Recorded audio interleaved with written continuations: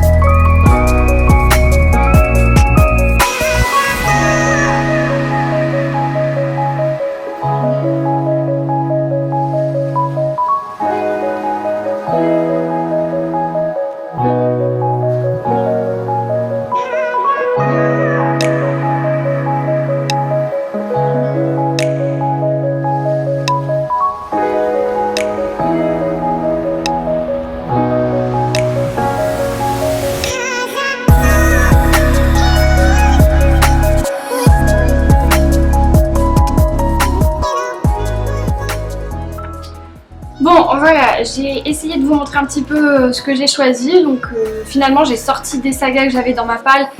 J'ai pas forcément que des tomes 2, 3, etc. J'ai aussi des tomes 1 de sagas que j'avais envie de commencer et dont j'ai jamais eu l'occasion de commencer le premier tome.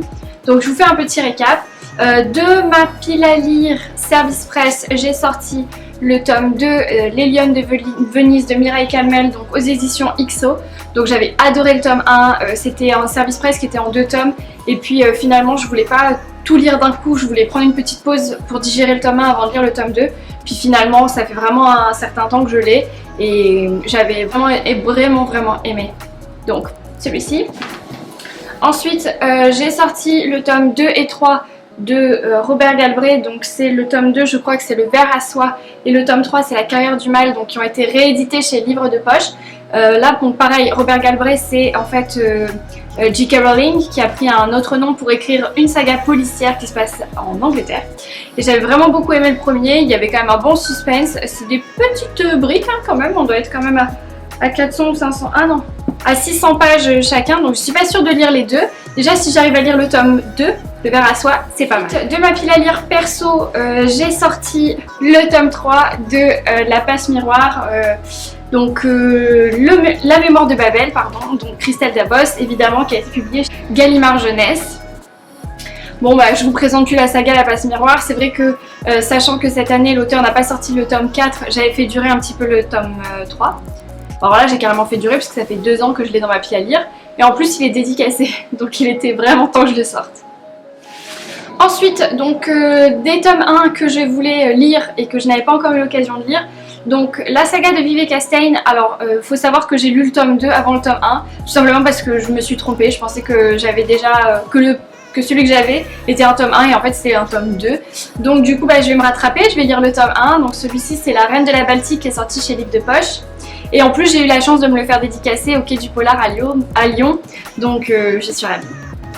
Ensuite un tome 1 également, il s'agit de Agatha Raisin que je vous présente plus, de MC Beaton qui sont édités chez Albin Michel. Donc ça c'est des petites sagas policières, en fait ça n'a pas vraiment...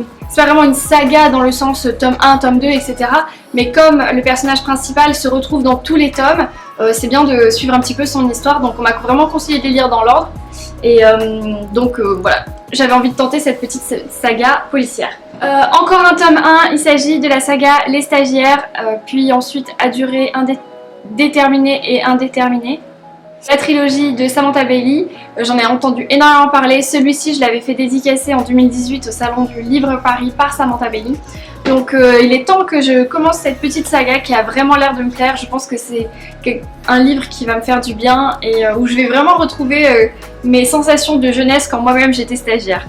Ensuite j'ai les tomes 2, donc je vais sortir Ali, la sœur de la tempête de la saga Les 7 sœurs de Lucinda Riley. Vous savez que j'adore cette saga, je les ai lues complètement dans le désordre puisque en tant que lectrice Charleston 2018 j'avais lu le tome 4, puis une partie du tome 3. Et enfin j'ai lu récemment le tome 1 et donc j'ai également le tome 2, donc je l'ai en poche, en grand format, en liseuse et en audio. Donc je crois que faut vraiment que je le lise. Un tome 2 qui est depuis très longtemps dans ma pile à lire, il s'agit de la saga d'Elena Ferrante, L'Amie prodigieuse, le tome 2, donc le nouveau nom. Enfin le premier tome, j'avais vraiment beaucoup aimé, j'avais aimé le style, j'avais aimé l'ambiance, j'avais aimé l'histoire de ces deux amies. Il y a des avis tellement mitigés, des gens qui ont adoré le 2, 3 et 4. Ouais, 4.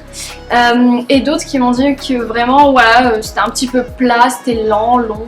Donc de toute façon je l'ai dans ma palle, donc si j'ai l'occasion de me faire ma propre idée, c'est le moment. Je vais quand même lire une petite douceur avec ce manga, le tome 3, le The Promised Neverland de Kayushirai et Posuka Mizu. Voilà, je parle couramment japonais, hein, japonais de naissance, ça se voit. Publié chez Kazé, donc j'avais lu les deux premiers évidemment et j'ai acheté celui-ci. Je vois que le tome 7 vient de sortir, donc je suis à la bourre totale. Celui-là je l'ai dans ma palle, donc il faut absolument que je le lise. En 1 heure, 2 heures c'est fait, donc pas d'excuses.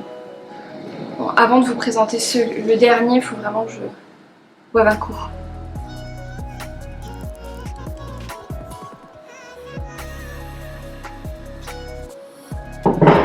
Et enfin, j'espère avoir le courage et le temps, parce que c'est surtout le temps, parce que le courage, il n'y a pas besoin, c'est du plaisir, mais de lire le tome 5 de Outlander, La Croix de Feu.